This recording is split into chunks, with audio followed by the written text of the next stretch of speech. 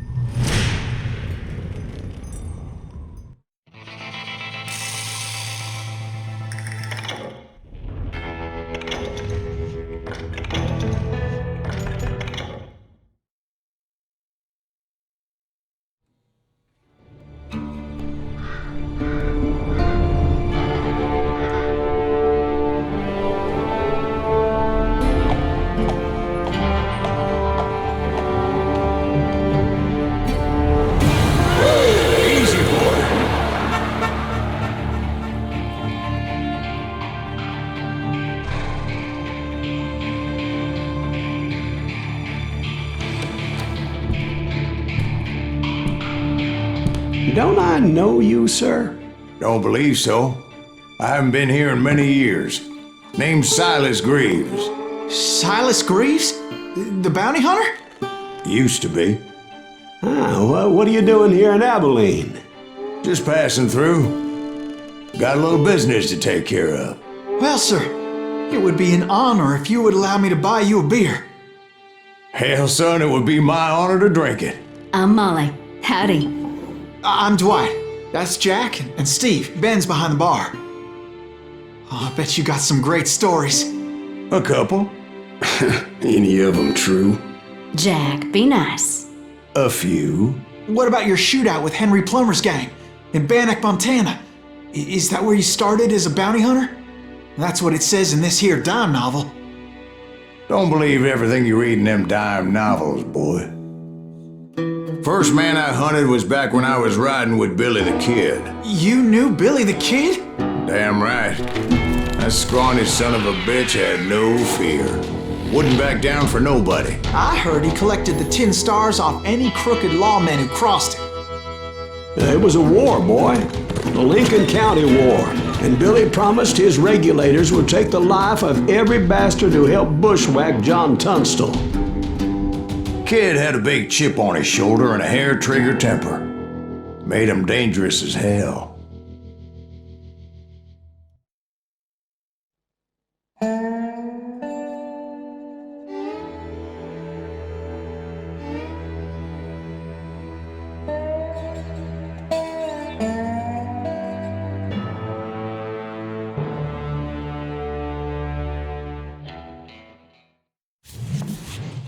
It was about 30 years ago. Billy was hiding out in an abandoned farm near Stinking Springs. I threw in with the kid because the man I had sworn vengeance on was riding with Billy's enemies. But before I tell you why I want that sumbitch dead, let me tell you what happened that day. I was heading back to the hideout when suddenly I had this funny feeling. Funny, haha? No, Steve. The other kind of funny.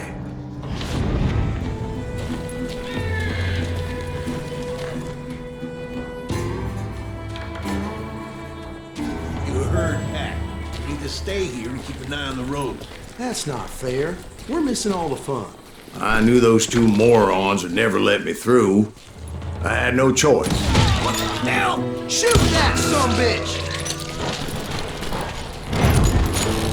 Was it Pat Garrett's posse? Oh yeah. I heard the shots and I knew I had to move fast. Will, spread out, God. They're coming Garrett from and the his rear. army of deputies had surrounded the entire homestead. I decided to help Billy and the boys out of it. So that's just what I did. Hey, we have one behind us. Stay on it. Cover fire.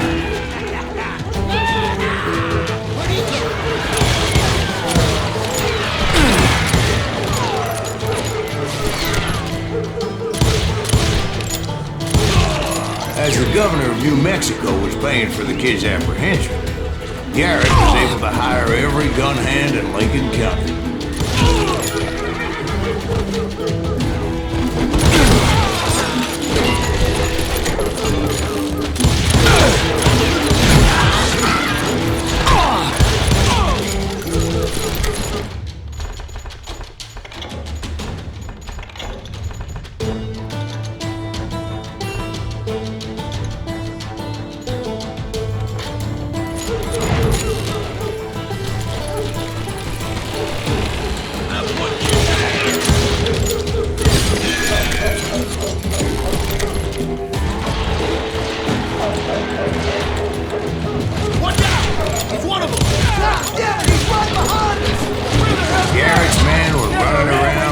bunch of chickens with their heads cut off. Send these some bitches running!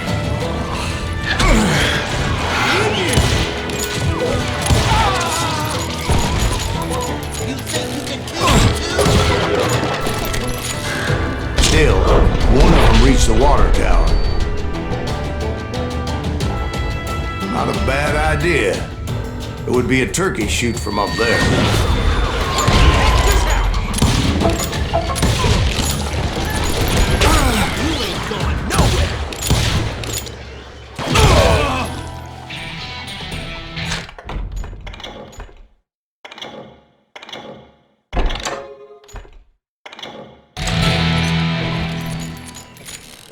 Luckily, these shooters Garrett hired weren't the sharpest tools in the shed.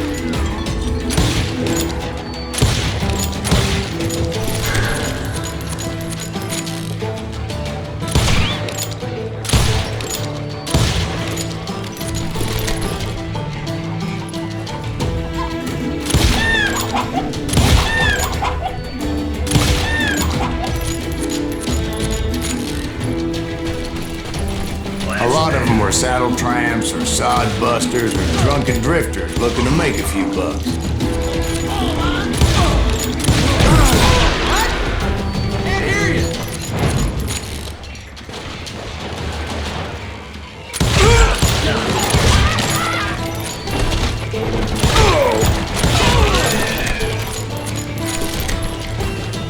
Then, I heard a friendly voice yelling at me from the window.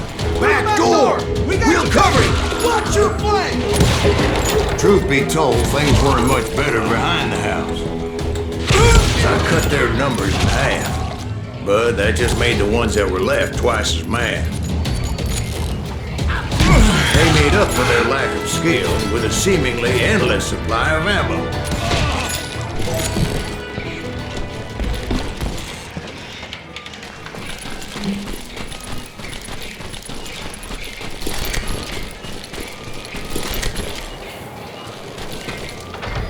And like that, I was inside, none the worse for wear. I passed Dirty Dave. And upstairs, I found Billy and Charlie Baldry. Deader than a rat in a trap!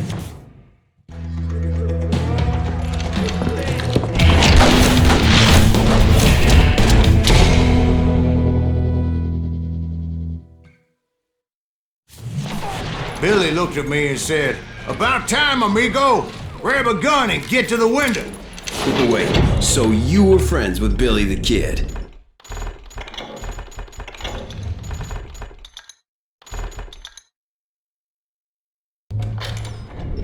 Yeah, sort of. Anyway, we were surrounded by dozens of deputized shooters who wanted to do us harm. Billy's worth $500, dead or alive. Something! Keep this up all day! I think I I'm telling you, Garrett's men were dropping like flies, but they just kept on coming. Where the hell did Garrett get to?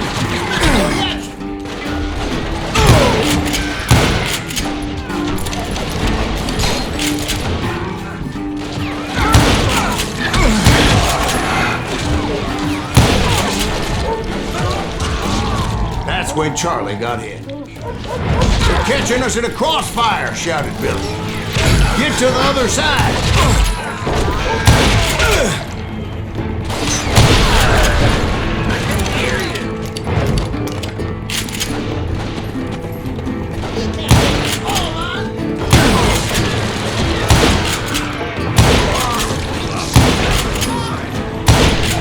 Damn ears are ringing!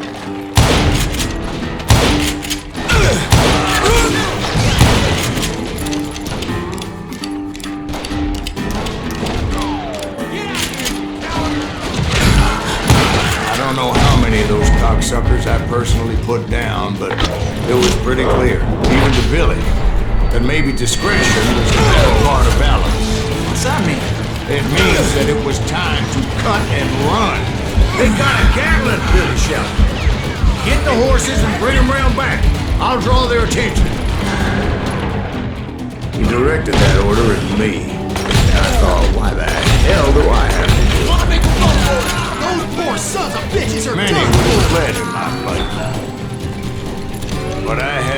false sense of invincibility that many young men like Jack here. What are you saying, old man? Jack is just joshing with him. Yeah, he better be. Mr. Greaves, please continue. Please, call me Silas, ma'am. Now, where was I? You were heading for the barn. Right. Making my way past the vessel of fallen foes.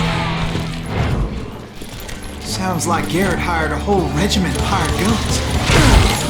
Yeah, and just when I thought I was done with them, more of these hapless bastards would pop up.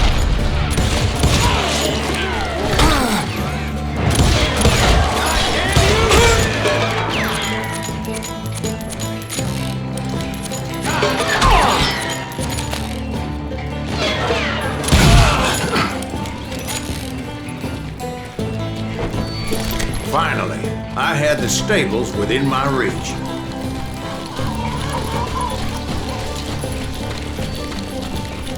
And that's when I met Sheriff Pat Garrett. I read that you went toe-to-toe with him, sir. That backstabbing bastard with that tacked-on tin star.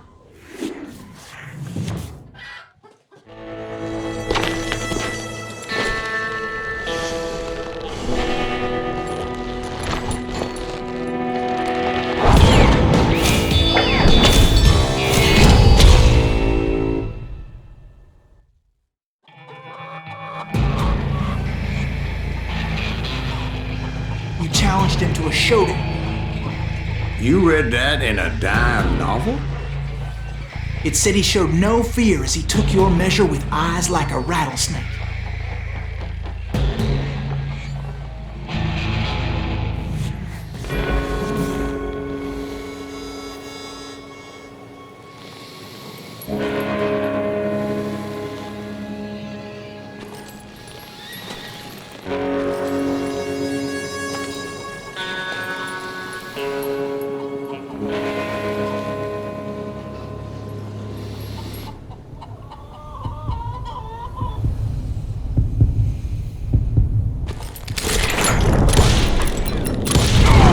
And that you killed him in a fair fight. Is that what that penny dreadful said?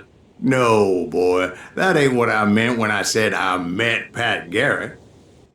So let me start again. I finally reached those damn stables.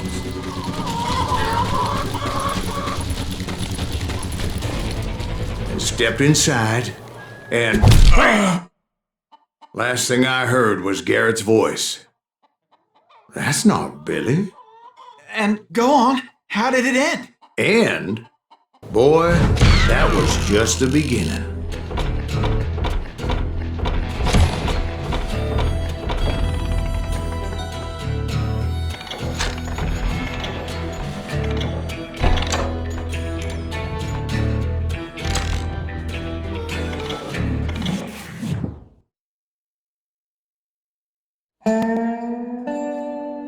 So what happened? Did Garrett arrest you? Yeah, after I came to, the bastard had clocked me with his colt.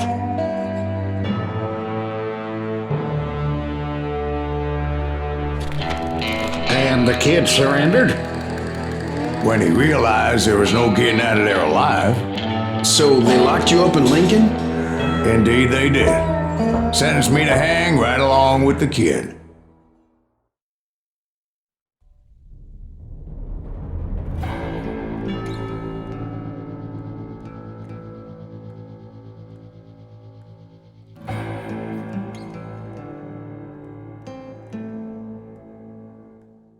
It's important to know that I was only riding with Billy so I could find the bastard I was after.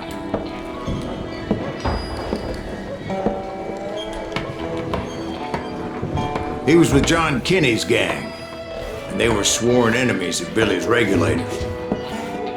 Why were you after him? I owed that son of a bitch a bullet for what he had done to me and mine. Instead, all I got for myself was a goddamn death sentence. Luckily, it was right around then that I heard Billy make his move. He shot Jim Bell and a few other guards as he made his getaway. Later, they wrote that some lady friend planted a pistol for him in the privy. What the papers didn't say is that Billy helped me escape too.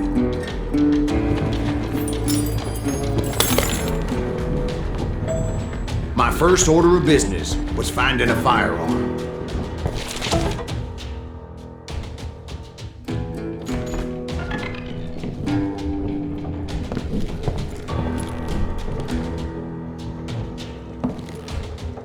Luckily, I located Deputy Bob Ollinger's mean-ass shotgun.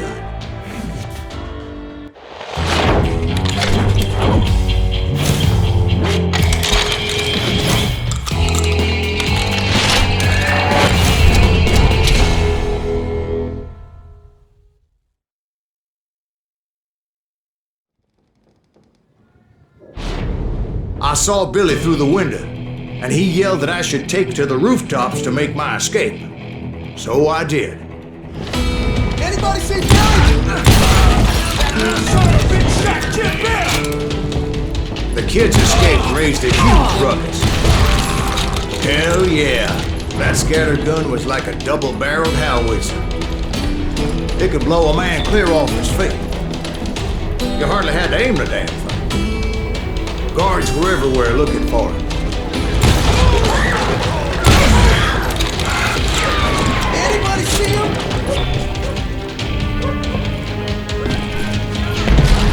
I had to jump from roof to roof like a damn alley cat. I followed the planks where I could, but some of that wood was slippery as hell. The whole town was up in arms. And suddenly, I was a fugitive. How the hell did the kid escape?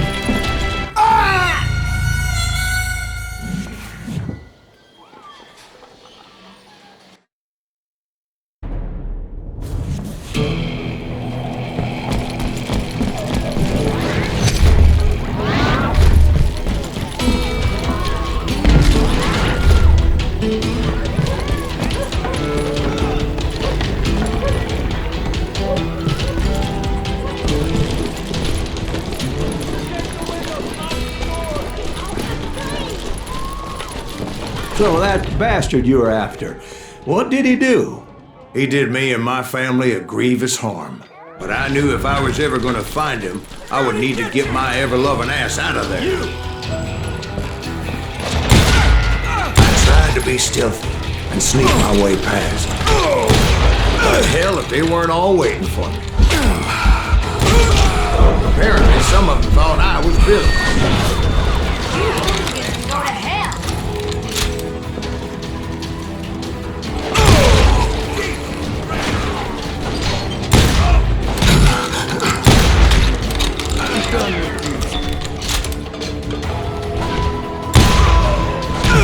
I'm ending you. He's in town somewhere. See, me and the kid shared a certain similarity in build and color. I was just glad I had Deputy Bob's mean-ass shotgun.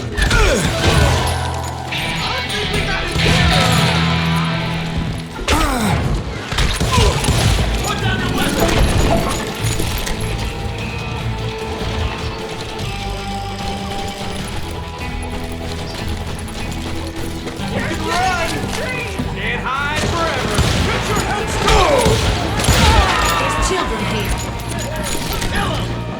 So much lead was whizzing by my head, it was like everyone in Lincoln wanted to put me in the ground. I knew I needed to find a horse. Though I never did have a great fondness for those four-legged grass eaters. Smelly, sweaty, ungrateful beasts. We price them too high, if you ask me. Hey, I'll fight you! You won't get away with this.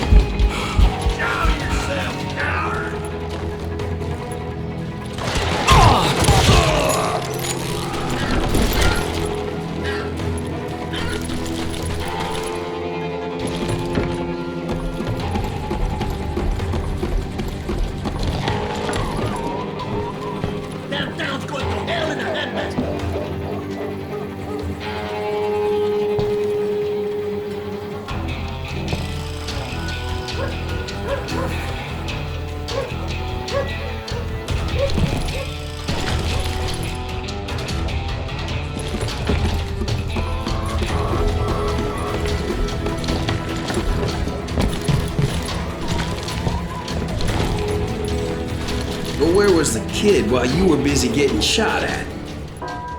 Gone. And that's when it occurred to me why Billy set me free.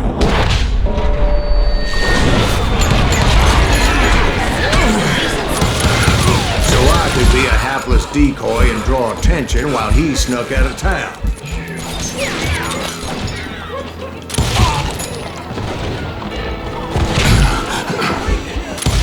I knew if I made it out of there in one piece, no one would put a price on my head. Because everybody in Lincoln would be dead? No, because they all thought I was Billy, and all that blame would fall on him. Meanwhile, Deputy Bob Ollinger was organizing a posse to put me down. He was already a mean son of a bitch, but he was doubly pissed that I stole his mean-ass shotgun.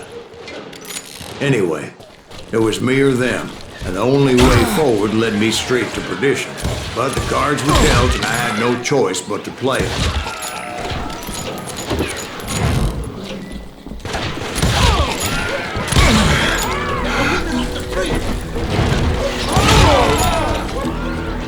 How the hell did he get away?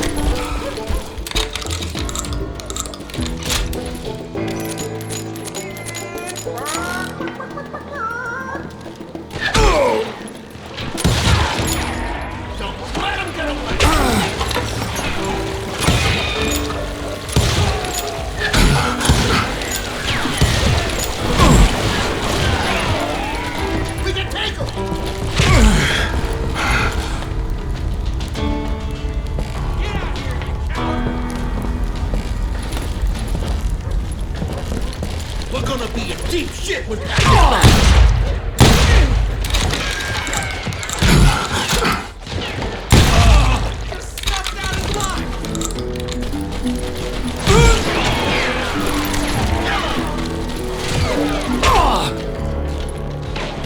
Finally, I found what I was looking for. The stables on the edge of town.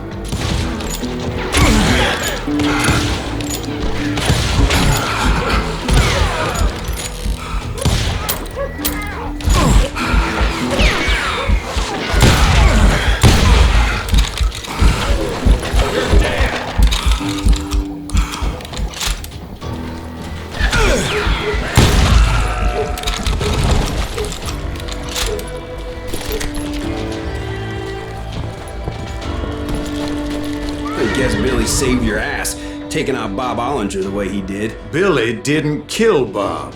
Well, sure he did. He dispatched him right after he shot Deputy Bell. No, sir.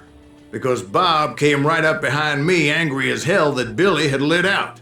"Hello, Bob," I said. I think you better let me go. And he says, I don't think so, boy. Not with my shotgun. So we stood there in the middle of the street, eyeball to eyeball. He intended to kill me, and I knew I had no choice but to defend myself.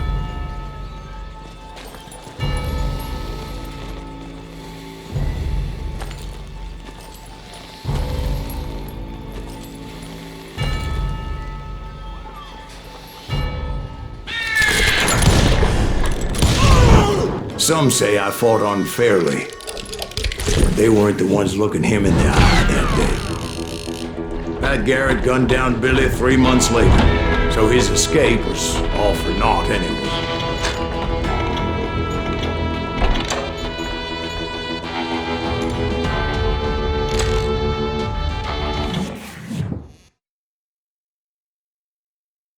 So where'd you go after Lincoln? Mexico. Until I realized nobody was looking for me. I ended up taking a job at the Rurales. The Mexican Rurales? I was hired to help them track down the cowboys. The most vicious outlaw gang in Cochise County? Curly Bill Brocious? Johnny Ringo? Led by old man Clanton himself. They must have paid you a pretty penny to take them hombres on. Not really. But truth be told, I had my own reasons for going after those boys.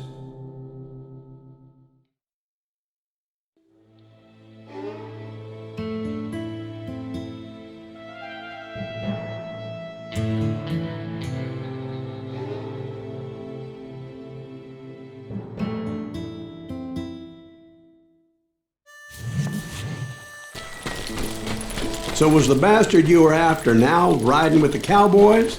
Roscoe Bob Bryant was his name. Oh. But no, this time it was a different bastard I was after. The aforementioned Mr. Ringo. I came upon them robbing a stagecoach, which wasn't surprising, being they were such murderous thieves and bastards. The bandits wore red scarves, so I knew they worked for the old man. Over there! There! I did my best to help those poor bastards.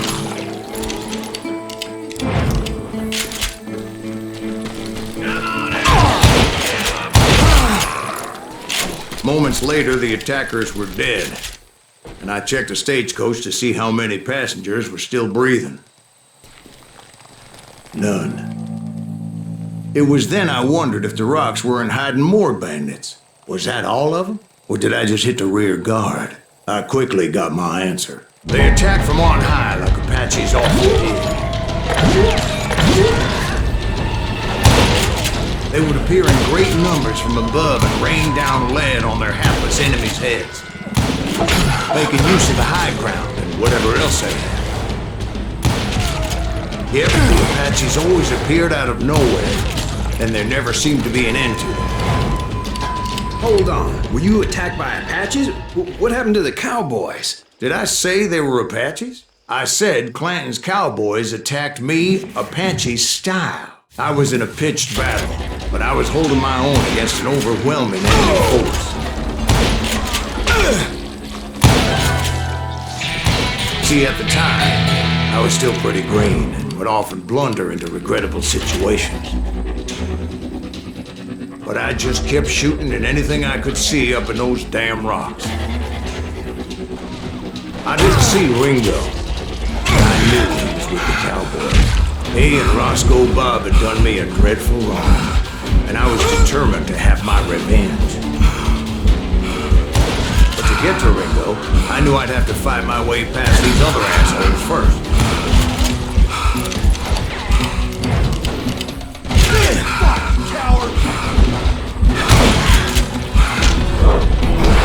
Unfortunately, I was running out of ammo.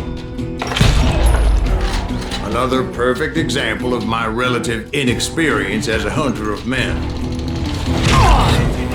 I immediately knew that a tactical retreat was called for, as my vengeful fury was much less impressive without the bullets to back it up.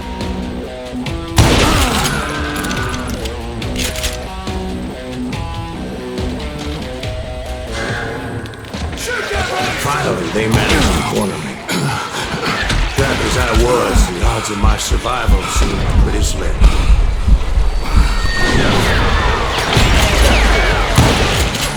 Luckily, serendipity was on my side as I suddenly spotted a way out of my predicament.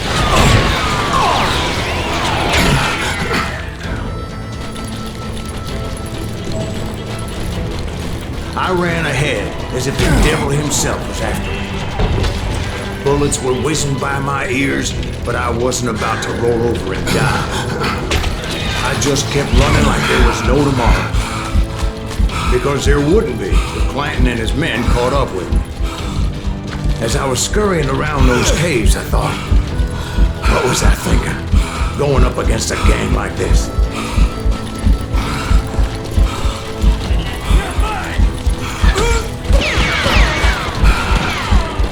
I just kept running, not knowing where the hell I was going. And that's when something miraculous happened.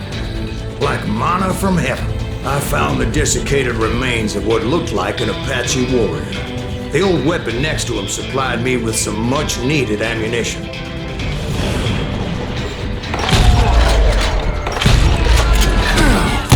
Pat Masterson once told me it was more important to be lucky than good, and he would know. And imagine my surprise when I found a fistful of dynamite to go along with that ammo. That stroke of good fortune evened the odds and bolstered my confidence. It was time to turn the tables. Time for the prey to become the predator. Time for the hunted to become the hunter. All right, Jesus, we get it. They were right where you wanted them. That's right, Jack. I was done running. And the old man's boys were not expecting that. No, sir. I came at them like a wildcat. My fury knew no bounds.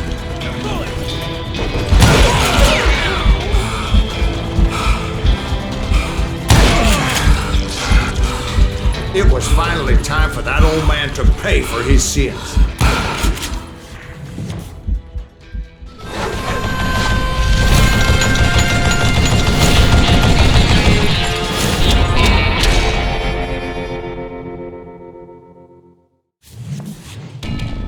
I yelled out at the top of my lungs, "Clanton, I'm coming for you!" A little stealth might have made more sense, to be perfectly honest. Because that old fool had a Gatling gun and enough bullets to last him till kingdom come. But I knew I could not let that deter me. Not if I was to find and kill Ringo. I needed to get that old man off that gun. Damn, I gotta reload.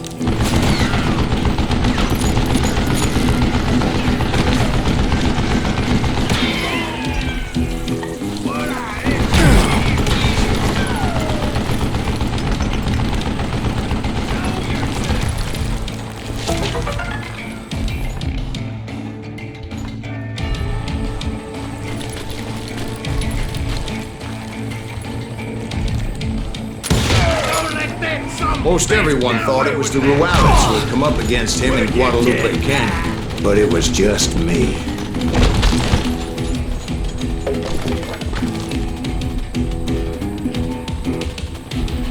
Look at you, you yellow belly hot sucker!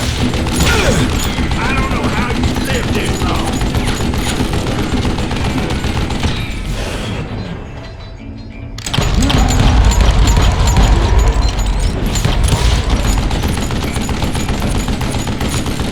Wait, goddamn fuck!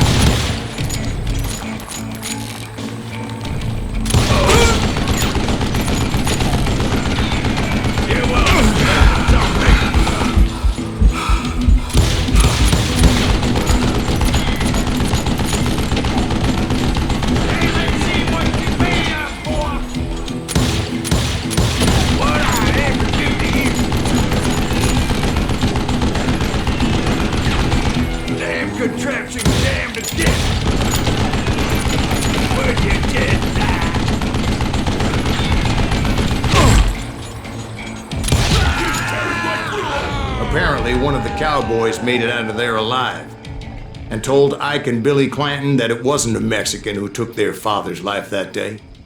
They just assumed it was one of the Earps, and that little misunderstanding eventually led to that legendary gunfight at the OK Corral.